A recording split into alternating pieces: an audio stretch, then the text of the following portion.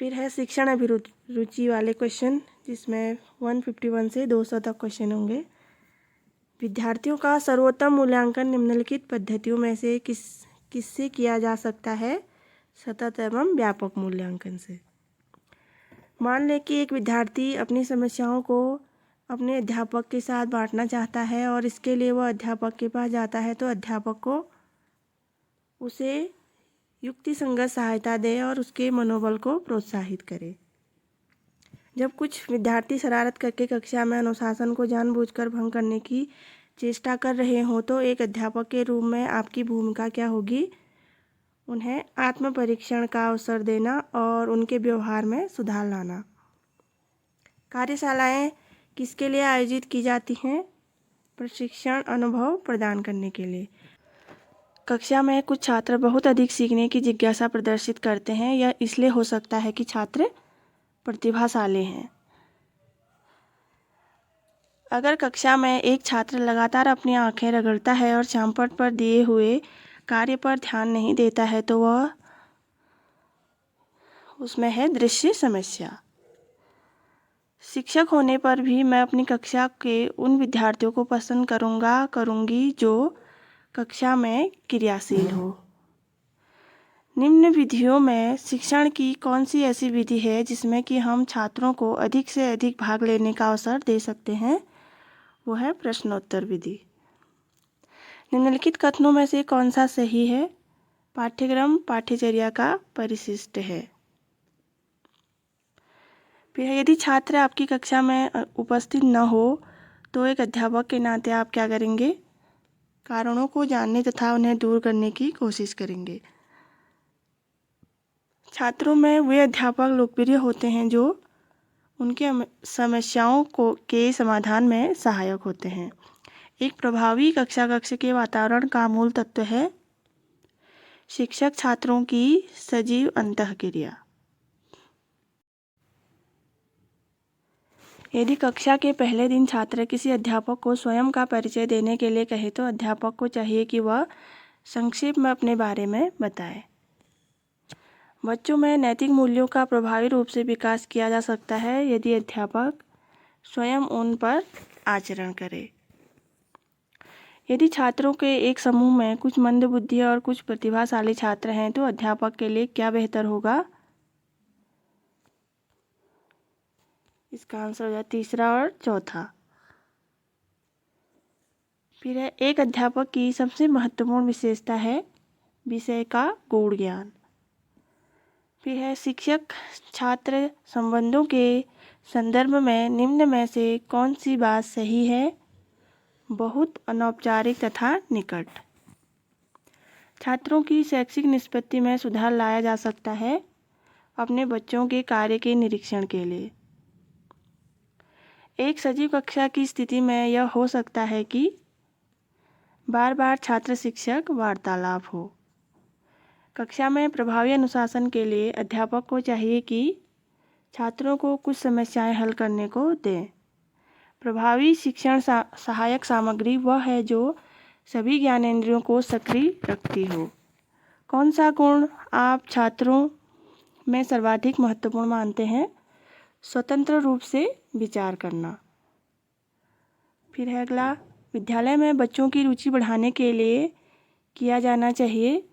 विद्यालय का वातावरण बच्चों के अनुकूल होना चाहिए। एक शिक्षक के रूप में आप छात्रों को किस प्रकार के गृह कार्य की संस्तुति करेंगे? मनोरंजनात्मक, सरल एवं उपयोगी। शिक्षक को शिक्षण से पूर्व अपने विद्यार्थियों का स्तर अवश्य जानना चाहिए। इस कथन से आप कहाँ तक सहमत हैं? पूर्णतया।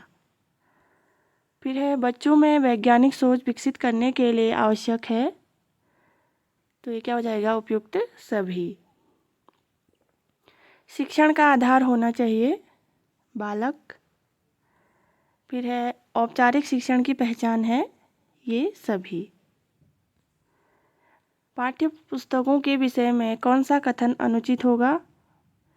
पाठ्य पुस्तकों से प्राप्त ज्ञान पूर्ण रूप से। पाठ योजना से तात्पर्य है उन सभी बातों का विवरण तैयार करना जिन्हें शिक्षक कक्षा के अंदर एक निश्चित समय में पूरा करने की इच्छा रखता है। समस्या समाधान अधिगम का प्रत्यक्ष संबंध है चिंतन स्तर से। एक अच्छे अध्यापक को पाठ्य पुस्तकों के अतिरिक्त संदर्भ पुस्तकें भी पढ़नी चाहिए, क्योंकि इससे ज्ञान की वृद्धि होती है। छात्रों को प्रेरणा प्रदान करने हेतु उत्तम उपाय है नवाचारों का प्रयोग। यदि छात्र एक विषय में कमज़ोर है तो आप उसे व्यक्तिगत रूप से अतिरिक्त समय देकर पढ़ाएंगे। शिक्षा का अधिकार अधिनियम RT का संबंध निम्न में से किससे है? प्रारंभिक शिक्षा से। नेत्रहीन छात्रों के लिए प्रयुक्त होने वाली लिपि है ब्रेल लिपि। अधिकांश विद्यार्थी उस शिक्षक की कक्षा में खुश होते हैं जो उनकी समस्याएं हल करता हो। एक नए अध्यापक के लिए आवश्यक है कि कक्षा प्रारंभ करने से पूर्व विद्यार्थियों के साथ संवाद स्थापित करें। दिव्यांग बच्चों के साथ शिक्षक का उपयुक्त व्यवहार होगा प्रेम व स्नेहपूर्ण। एक अच्छी पाठ्यपुस्तक अनिवार्य रूप से होनी चाहिए त्रुटियों से रहित। कोई विद्यार्थी भावी अध्ययन हेतु अपने विषयों का चयन करने में आपसे मदद चाहता है तो आप विद्यार्थी के लक्ष्य को चिन्हांकित करने का प्रयत्न करेंगे तथा उसे कुछ विकल्पों से परिचित कराएंगे। एक कुशाग्र विद्यार्थी यदि कक्षा में अनुशासनहीन हो तो आप क्या करेंगे? उसकी समस्या को समझेंगे। फिर है गृह कार्य को प्रतिदिन जांचना आवश्यक है, क्योंकि इससे छात्रों में तात्कालिक अशुद्धियों एवं त्रुटियों को दूर करने का गुण विकसित होता है। कक्षा शिक्षण की उत्तम प्रणाली यह है, इसमें अध्यापक व छात्र दोनों प्रश्न पूछे। सामूहिक खेलकूद से बच्चों को निम्नलिखित लाभ मिलता है। सामाजिक आवश्यकताओं के अनुरूप समायोजन करना सीख लेते हैं। अध्यापक को शिक्षण बिंदु बनाने चाहिए, क्योंकि इससे शिक्षण कार्य अधिक प्रभावशाली बनाया जा सकता है। फिर एक कक्षा में छात्रों का ध्यान किस प्रकार आकर्षित कर सकते हैं? छात्रों में जिज्ञासा का विकास करके।